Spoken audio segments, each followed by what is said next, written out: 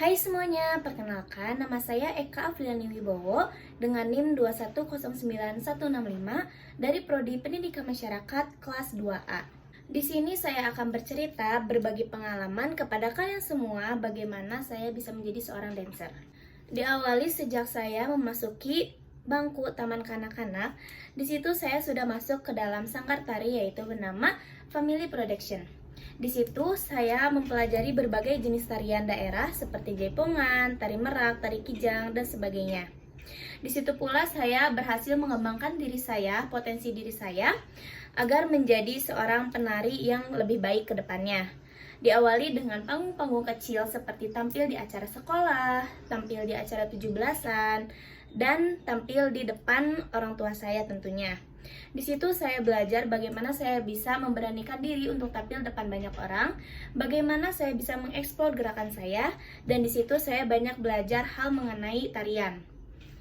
Kemudian pada saat saya menginjak kelas 6 SD, di mana saya mengikuti sebuah audisi dance yaitu The Dance Icon Indonesia yang diadakan oleh SCTV.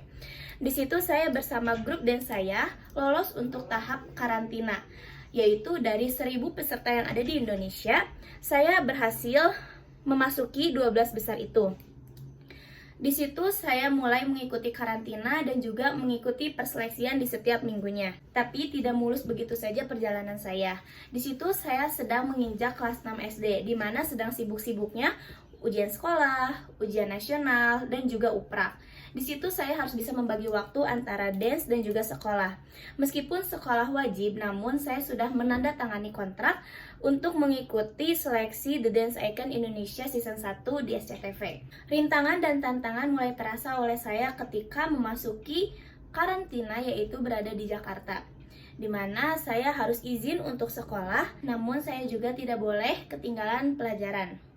Pada saat gladi resik maupun latihan, kami merasa insecure karena kami itu memiliki basic tradisional. Tetapi, pada saat acara The Dance Icon Indonesia ini, kita semua diwajibkan untuk bisa menjadi seorang dancer yang profesional, yaitu bisa tradisional, bisa modern dance, dan sebagainya.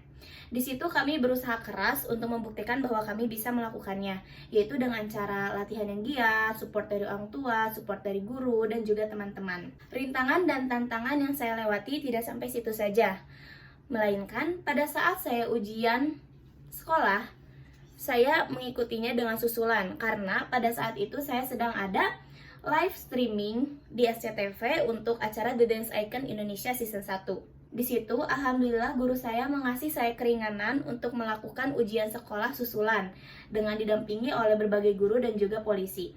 Pada saat karantina juga, saya tidak lupa untuk belajar karena ujian sekolah dan ujian nasional akan segera dilakukan. Alhamdulillahnya, kami dari perwakilan Bandung bisa menjadi salah satu finalis The Dance Icon Indonesia Season 1, dan alhamdulillahnya pada saat ujian nasional dan ujian sekolah saya mendapatkan peringkat nilai terbaik di sekolah itu. Setelah keluar dan mendapatkan gelar menjadi salah satu finalis The Dance Icon Indonesia Season 1 yang diselenggarakan oleh SCTV, bukanlah hal yang mudah bagi saya dan juga teman-teman saya. Di situ beban kami semakin berat karena kita harus semakin eksplor, semakin bisa berani untuk kedepannya agar lebih baik dalam hal dance maupun attitude dan sebagainya. Dari situ kami melakukan latihan rutin setiap seminggu sekali dan bahkan 2 minggu sekali. Bahkan kami sering membuat konten-konten Instagram. Perkembangan zaman yang semakin cepat dan teknologi juga semakin berkembang pesat. Di situ kami dan juga pelatih kami inisiatif untuk membuat channel YouTube. Konten pertama yang kami buat yaitu reaction member-member idol Korea. Setelah itu, kami semakin mengembangkan konten-konten YouTube kami seperti Dance Challenge, Whisper Challenge, ikutan kompetisi-kompetisi lainnya, dan bahkan kami mengikuti kompetisi yang diadakan oleh Blackpink. Subscriber dari YouTube kami pun semakin menaik pesat. Berawal dari cuman puluhan, ratusan, dan akhirnya sekarang bisa mencapai puluhan ribu. Dan yang menonton pun viewersnya hampir jutaan. Tidak hanya membuat konten-konten YouTube dan konten-konten Instagram saja, kami pun sering mengikuti berbagai perlombaan tingkat daerah, kota, provinsi, maupun mewakili Indonesia. Di dalam sebuah perlombaan itu tidaklah mudah untuk kami lewati. Di situ kami harus berjuang keras latihan tiap hari, tiap malam agar mendapatkan hasil yang terbaik. Tidak sampai situ saja, kami pun melalui berbagai rintangan dan hambatan pada saat melakukan perlombaan tersebut. Contohnya, pada saat on frame atau pada saat tampil, ada beberapa kesalahan atau gerakan yang membuat kami tidak sinkron antara satu sama lain. Ada pula kesalahan dari kostum, kesalahan dari konsep, dan lain halnya. Namun itu semua menjadi pelajaran bagi kita agar penampilan kita ke depannya bisa jauh lebih menarik dan lebih bagus. Alhamdulillahnya, beberapa perlombaan yang kita ikuti itu kita mendapatkan peringkat pertama, peringkat kedua, peringkat ketiga, dan sebagainya. Dari berbagai perlombaan pula, kami mulai dikenal oleh banyak orang sekitar kami, lewat Instagram, lewat TikTok, lewat YouTube, dan di luar kota. Oleh karena itu, kami sering dipanggil untuk menjadi bintang tamu di berbagai acara. Contohnya menjadi bintang tamu di acara kompetisi dance K-pop, dan lain halnya. Selain itu, saya juga memiliki hobi lain yaitu cheerleader. Seperti yang kalian tahu, cheerleader adalah olahraga ekstrim di mana apabila ada salah satu anggota yang tidak fokus, maka anggota lainnya menjadi korbannya. Di situ kami diperuntukkan untuk fokus, untuk bekerja sama, untuk kompak agar memiliki tujuan yang sama. Pada saat lomba cheer, saya sudah membawa nama Bandung untuk perlombaan di Jogja, di Surabaya, dan di Jakarta. Alhamdulillahnya saya mendapatkan peringkat pertama, peringkat kedua untuk di lomba tersebut. Meskipun saya aktif di dunia dance dan juga cheerleader, akan tetapi sekolah saya tidak boleh saya lupakan. Karena pendidikan adalah nomor satu bagi saya dan keluarga saya. Mama saya selalu bilang kepada saya bahwa apabila nilai saya turun, maka saya akan diberhentikan dalam dance tersebut. Dari situ saya bersemangat dan juga selalu fokus agar nilai saya tidak turun.